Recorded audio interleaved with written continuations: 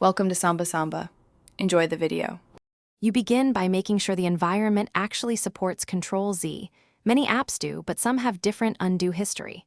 Once done, save a quick backup or snapshot so you can return if undo goes wrong. Next, pinpoint the exact change you want to reverse. Did you delete a line, reformat code, or apply a filter?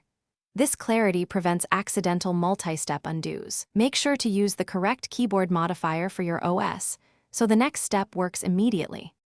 You press Ctrl-Z. On Windows or Linux, use Ctrl+Z. On Mac OS, use Command+Z, and observe the change reversing. If you need to step back multiple times, tap repeatedly or hold briefly to repeat. However, watch for apps that group actions. Once you hit the limit, open the app's history or undo panel to selectively revert specific steps.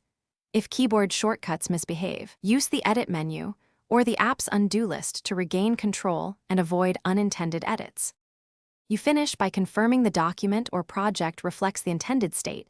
If you went too far, use Redo, Ctrl+Y or Shift+C+MD+Z right away. Make sure to commit or save a new version once satisfied, especially in collaborative or code environments. If undo doesn't restore what you need, turn to version control, file history, or the snapshot you created at the start. One troubleshooting tip: when undo appears broken, close and reopen the file or app to force a refresh before restoring backups.